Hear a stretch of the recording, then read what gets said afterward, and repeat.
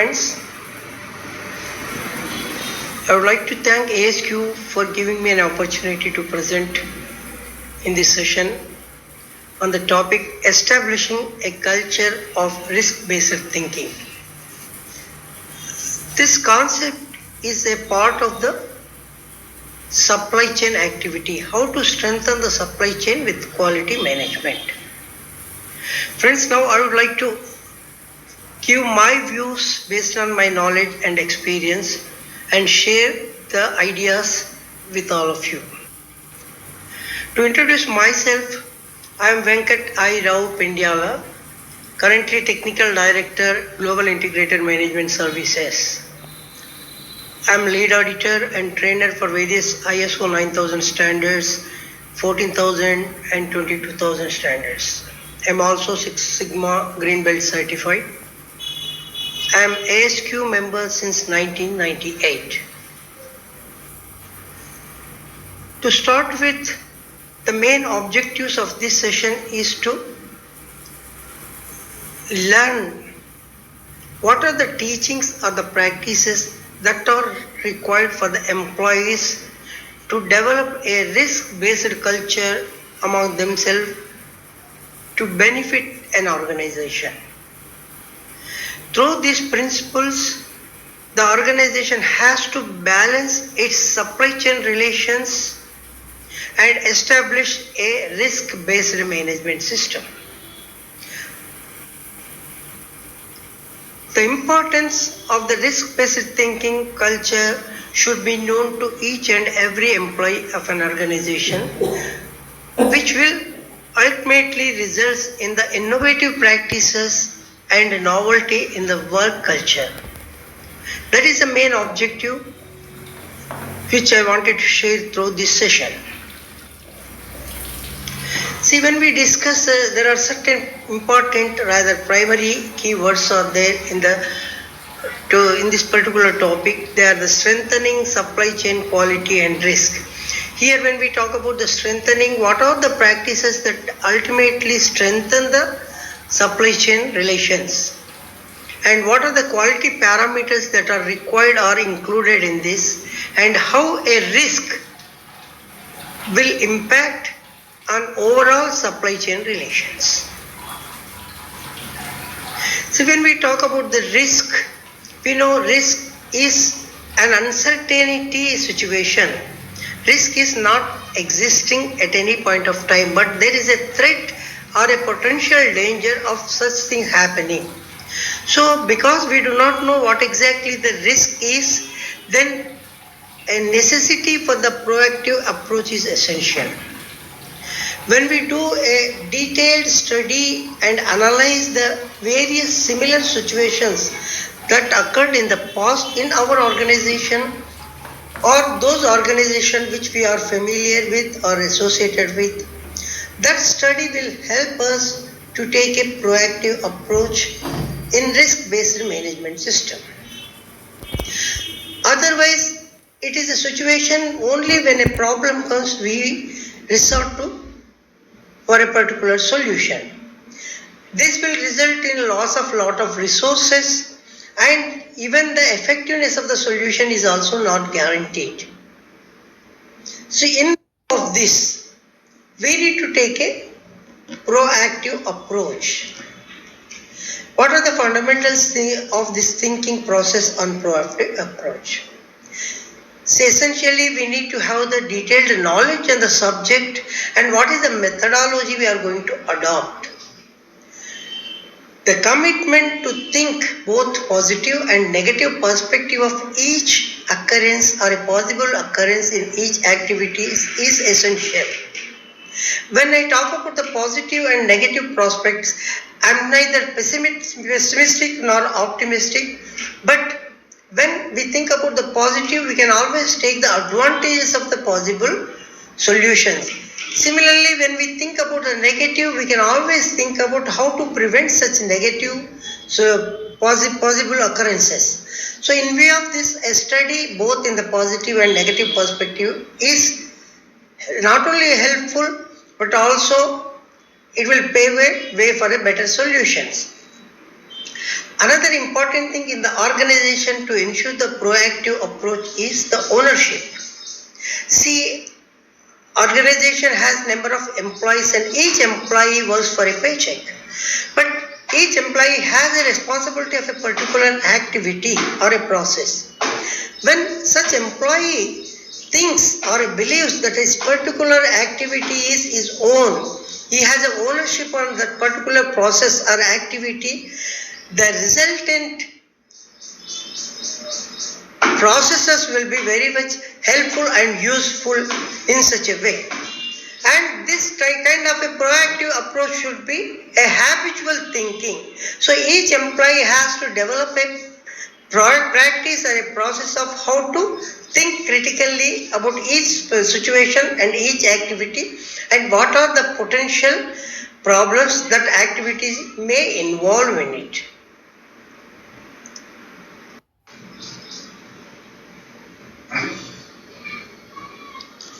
Well, we know an organization has important elements, that is a management.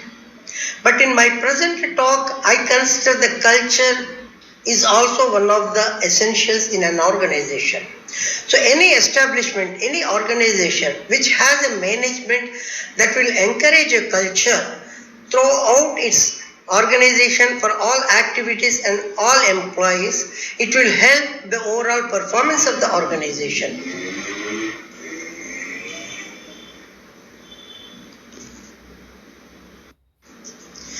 See, we have the famous popular management expert Peter Drucker who says culture eats strategy for the breakfast. What exactly it means? See, normally for any activity, either for a breakfast, lunch or for performing in a particular activity, we do have a plan and a strategy. So normally this strategy will help in achieving those objectives. See, when somebody plans for a breakfast, you have a strategy. What is the breakfast to be prepared and who are the people to consume such breakfast and who are the persons involved. But when we are talking about the culture, if that particular organization or particular process has already an established culture, the culture takes away the strategy and ultimately it will overlap the strategy for the breakfast or any other process. Hence it is said culture eats strategy for the breakfast. Here we should know what is a culture. See, culture is developed not on a single day or a single instance, but it is a habitual act. It is a habitual act of doing something without any external force or influence, and it should be a continuous process with a conscience. It may be unconsciously also. A particular activity carried out as a normal process, that becomes a culture. When you introduce a lot of other ingredients, other practices, other artificial things, then it becomes a planned strategy. But the culture by itself, it takes course of a habitual act of doing so, any activity. See, when we discuss about the proactive approach, we have discussed some of the important things, how a proactive approach should be taken into the consideration. See, when a culture is developed for a proactive approach, the total activities will be encapsulated into a particular single shell, and this shell will be considered as a culture, and this will protect the various activities of an organization. And culture is a gradual growth process in habits, practices and good consensus which are accepted by the organization, which will protect as a shield to the organization. Any stabilized, well-contended practices, if organization is running, this will become a major part of the culture. So whenever I talk or I term the culture, means it is the practices of the employees, which is a natural process through which they do their routine work.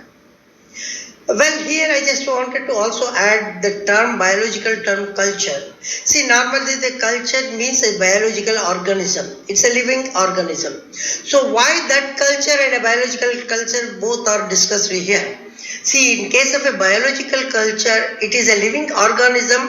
It has a potential growth by itself. If that particular culture is harmful, then the total, whatever the growth also become the harmful. If that particular culture has a positive thing, then there is a lot of benefits out of that culture will be using. So similarly in the organization also, when a particular organization emphasizes on the employee's culture, if that culture is well established with the positive thinking, risk-based analysis, then the benefits for the organizations are enormous. And when we are talking about this type of a culture, one must understand that management should consider to train the employees for the habit of thinking critically, analytically, and positively for any activity or aspect of the organization, so that this particular activity will develop into the proactive thinking for any risk-based process, for any potential dangers that are likely to faced by the organization. This culture also helps not only for the possibilities of having any particular issue or activity, but also possible solutions to counter and prevent any such happenings that may endanger the organization's activities. Now coming back to the risk-based thinking, as we have been discussing, risk-based thinking means your thinking process is always first thought that there may be a risk if I do this activity. For each activity, there are positive and negative things which we have discussed. So, when I do this activity, what are the possible areas where I may have a problems, which normally we call as a potential problems or potential non-conformities. If the thinking process is there in the direction, then you will know, the employee will know there is a risk if I take up this activities in this particular way. So then the employee will think, okay, if this is what exactly I should take or this is what I should not take for my future prospect of the activity, so that I will not have any problem. That is exactly the risk-based thinking. And this risk-based thinking always takes the two-way. One is based on 1, 2, 3 activities that management will guide you. Secondly, is based on a culture. The culture means each and every employee thinks about each activity and he is well aware of the consequences of his activity. Will there be any non-conformance if I do this way? If there are any potential non-conformance, what is the action I am required to take? That's how the risk-based thinking is evolved. And this is a totally proactive mechanism, and it also considers what if I do this, what if I use this concept, what if I do not think in this direction. So these are all some of the things that risk-based thinking give you the triggers to the employees. And this is not only to arrest the upcoming non-conformities or potential non-conformities, but also it gives you a way for the various ideas for the improvement in organization. In an organization, normally we have 3 strategies that any organization, any management will consider: a planned, circumstantial, and emergencies. Normally, organization, as everybody is aware, your PDCA cycle, plan, do, check, act, circle, which is one of the concept of the management. See, in such way, what normally we do is we always plan the activities and then carry out, then the check whether the activities are performed as per the plan, and then we always analyze, and if there are any issues, then you take relative actions that are required. That is for a planned activity. But coming back to the certain things, whatever the planning an organization does, sometimes there may be certain circumstances which will hamper your processes, which will interfere into your planned actions. In such case, what type of the actions you need to take based on the circumstantial situations. That is also one of the activities that management in organization should consider. Then finally, there are situations, normally what we call as the emergency situations. In case of emergency situations, what is the action we need to do? See, the management systems also gives us an idea what is the emergency preparedness. Particularly in case of environmental related, food related, safety related, any other such a type of activities where it is essential that the organization should prepare for the emergencies. That is what the emergency preparedness. In case of a emergency preparedness, what type of the actions or what type of the protocols that organization has established. So these are all the type of the ways one organization will think. Our risk-based thinking will help to tackle any of these particular situations in any management criteria. See, when we wanted to establish an organization, stability is important, and stability comes only through reactive and proactive steps. When we are talking about the organization with general planning, circumstantial planning and emergency planning, and also based on the culture, all this will help in developing, establishing proactive as well as a reactive steps that are required in stabilizing an organization process. See, when we talk about the process, any activity has three parameters which everybody knows: input, process and output. Any process again has a lot of activities in it. Again, any activity split into the input, process and output. This is essentially a circle or a total process encompasses in various so many micro and a macro level processes. When we are talking about this, when we wanted to develop a risk-based thinking and also establish the culture-based thinking, then it is essential that each activity in this input, process and output has to be in detail studied, and mapping is essential. Activity mapping helps us what will be the possible outcome of each activity, which has again the three steps, that is input, process and output. At each stage, what are the possible activities that may have a potential dangers or a potential non-conformance. So unless we make this proper mapping, an organization cannot take totally a good action that is essential for the development of the organization.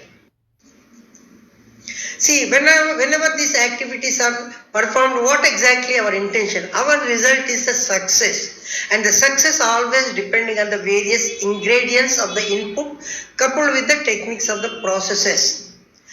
And any non-compliance with any requirement at any stage, either during the input or during the process, that will result in a non-conforming product or a process. So to avoid this, a particular strategy has to be developed. The strategy is nothing but our risk-based thinking process. And to establish the risk-based thinking process, again, a culture of thinking about the risk-based thinking culture has to be established. Well, finally, when we wanted to ultimately make a product, the product always results, the end thing is only in the quality. So normally the quality, when we talk about the quality, there are three types of the quality that an organization can consider. The quality you accept as it is, or quality you change to the meeting the requirements or the specifications, or the quality that would ultimately become the best through improvement of the existing qualities to ultimate satisfaction of the consumers. So the quality again is a subjective, and it is a degree of the particular excellence or a degree of the process for the meeting minimum requirements. So when we understood totally the quality, how a quality can be related to the risk or related to the processes, that we need to understand. See, when we are talking about the quality and the culture is very much attached. Similarly, quality is attached with the risk and risk is attached with the culture. This is a triangular situation where the culture, quality and risk are there.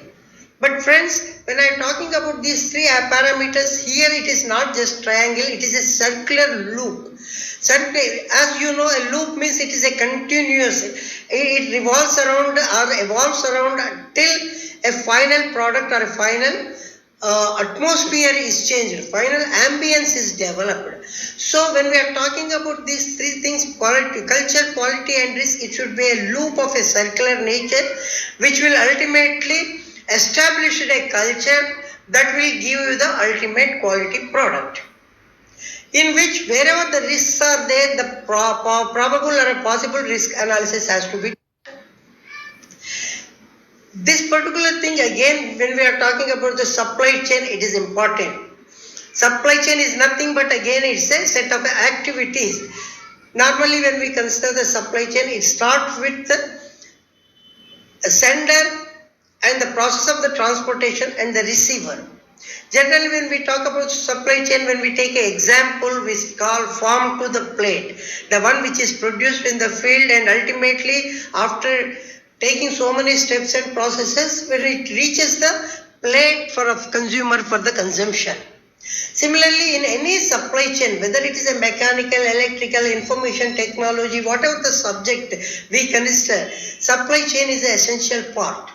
And when we are talking about the strengthening the supply chain through the quality culture or a risk-based culture, we need to understand how this risk-based culture will help in our supply chain.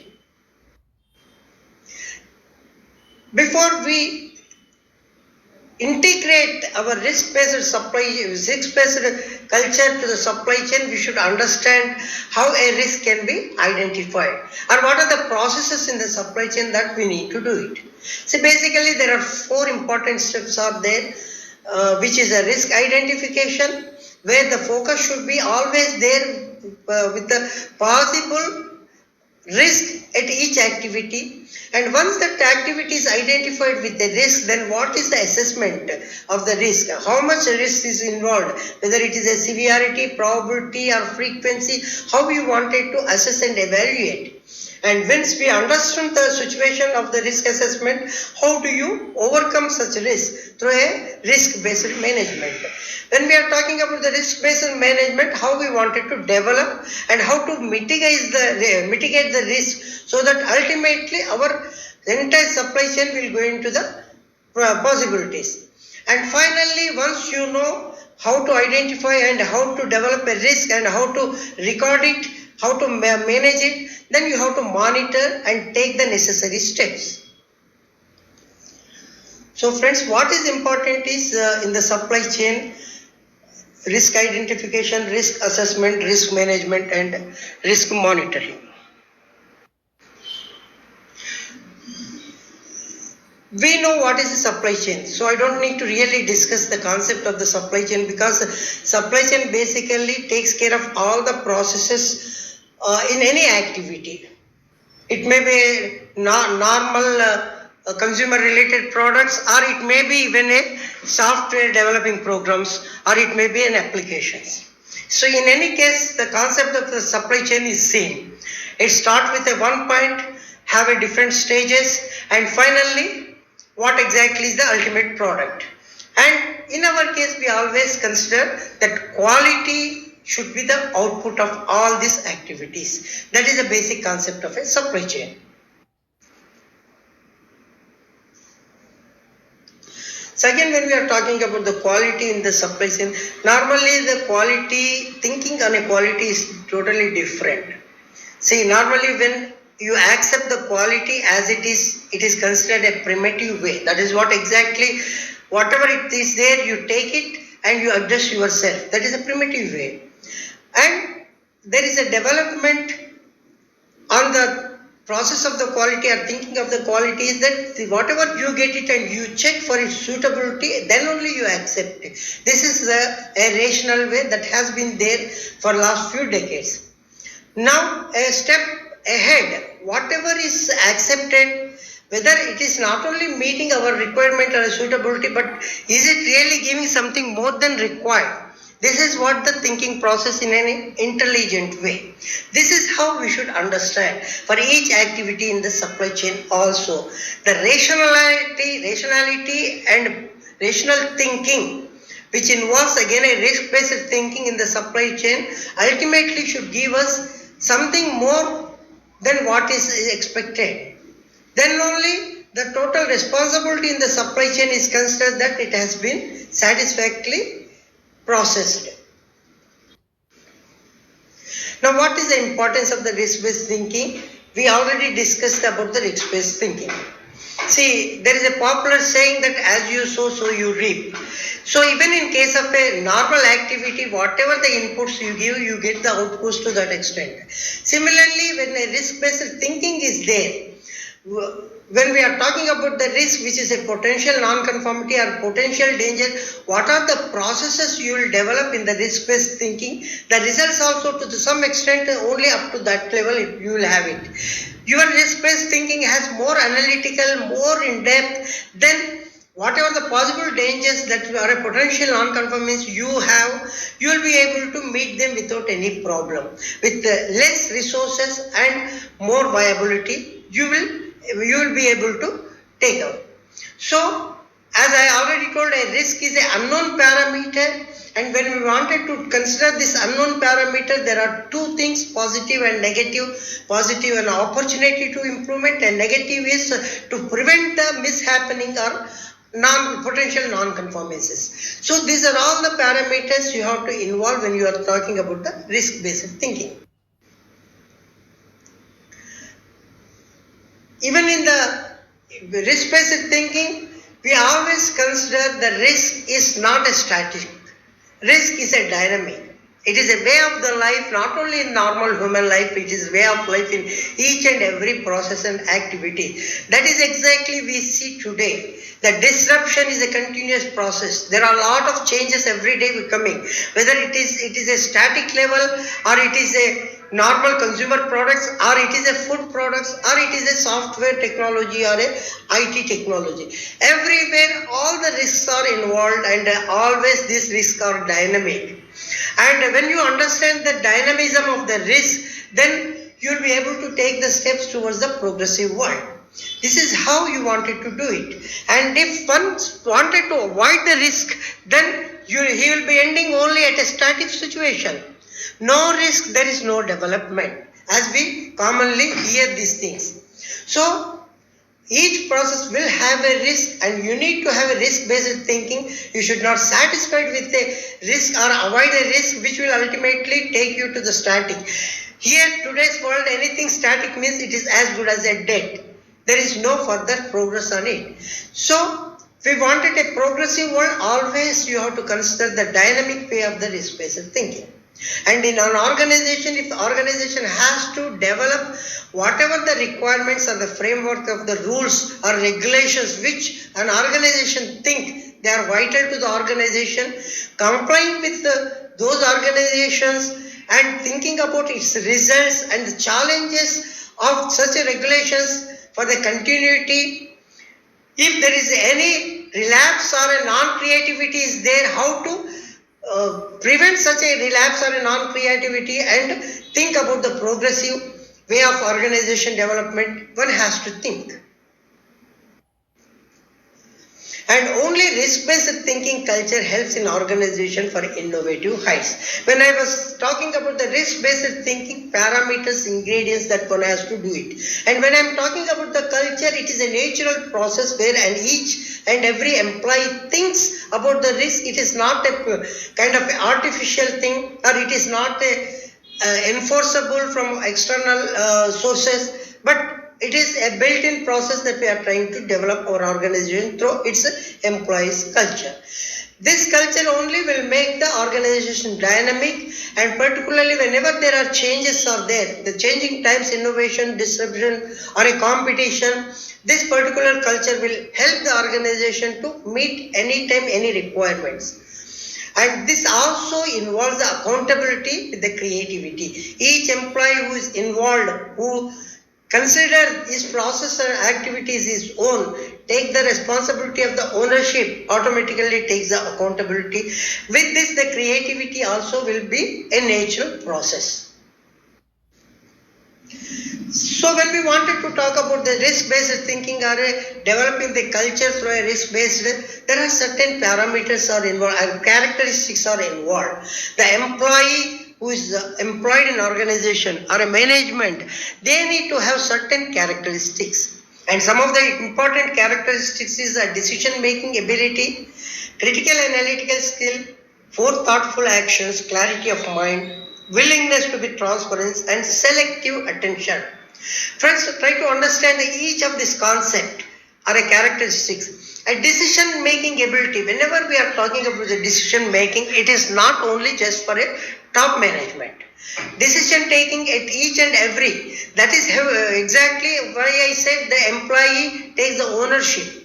So when he takes the ownership, each of its activity performance, what is the result, he has to take a decision whether he is doing in a correct way or not. Similarly, a critical analytical skill is required. It may be a small work, a small activity, still the impact of that particular activity I am supposed to know as an employee. Then only I'll be able to think critically, and then I will decide whether what I am doing is correct or not. And 4, thoughtful actions. This is again a question of a common sense. 4, thoughtfulness. 4, thoughtfulness means what exactly I am doing it, whether is it going to have a positive thing or is it going to create an additional problem for us. That is more important.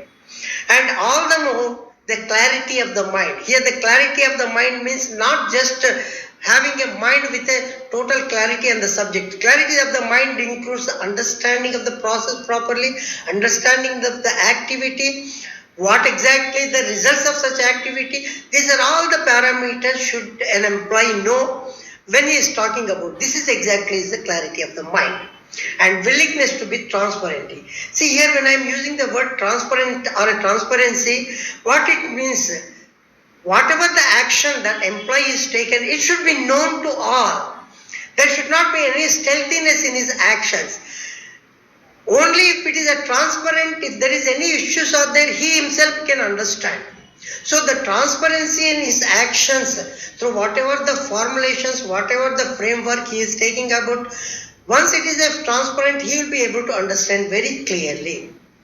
And selective attention. Here again, selective attention means it is not just a focus that I am talking about it. Selective attention means when a particular action is taken, how far you have to focus your skills, your energies, and to what extent or wherever the areas you need to do, that is more important. That is what exactly selective attention. Where there is so much wastage is there, the prioritization is again important. So all these parameters, when an employee or management is concerned, that is what exactly results in a selective attention. So there are other important things in the risk-based thinking which are associated in the supply chain, or whatever the customer patronage you wanted to develop, you wanted to establish, are there proper established links are there with the supplier? Are these links are strong enough or stable enough to continue the process? These are all the things the organization has to consider. Similarly, what are the risks associated with your supplier when a product or a service is supplied to you in your supply chain? Do you identify such risks? And after those particular products or services have reached you for a next process, how far the risks are taken further? Or do you need to identify the risk and curtail there itself before the process takes into the next stage? So these are all the things you have to consider if you really wanted to have the entire process to be a smooth transition, and ultimately you wanted to give the customer the ultimate result or a ultimate quality service or a product. So here certain ingredients are there which are vital to the quality risk management. When I am using the quality risk management, again it is a concept. Risk is one concept, management is another concept, risk-based management is yet another concept. And when I am talking about the quality risk management, how a risk-based management are considered through a quality tools or a quality perspective. That is what I wanted to discuss here when I am talking about the ingredients vital to this quality risk management. See, when you identify the risk associated with the whatever the supplies, you have to every time you have to think about the quality of such supplies. Here I don't have to define the quality particularly what is the quality at each stage, because quality already we have considered. It is a normal way, a primitive way or intelligent way how you consider your quality. So based on which you have to decide whatever the supplies comes to you, whether it is of a quality of whatever the classification you have decided. And to what extent this risk can be accepted. If there is any risk versus the products or services you have received, the prioritization of the various classifications of the risk, and what are the risks that you are willing to take which will not have a major impact, or what are the risks which you do not want it to take or a compromise. These are the things also you need to consider while talking about the quality risk management. And continuity of the supplies is more important. See here, whenever we are talking about the risk and quality, there is every possibility that the supply chain gets broken when there is a lot of hurdles. Our intention is to have an unbroken chain of supplies. So to ensure the unbroken chain of supplies and ensure the continuity and conformity of the operation in the organization, a built-in process has to be developed. That particular process will be possible only if each and employee for each and every activity, a culture based on the risk or a risk-based culture is developed by them, it is possible. Otherwise, it may result in any chain supply chain breaking here and there, and that will impact the total organization's activities. And another important ingredient is the conflict resolution management. See, managing the conflict is one of the important things in the quality risk management. Like I was telling, in the supply chain you may have so many issues coming up, and some of the issues will result in the conflict. The conflict may be in association with a specification, conflict may be with your other commercial terms, conflict may be with related to the competitors. Any such conflict in the supply chain are there, how do you manage? That is more important. A strategy has to be developed for the conflict resolution management.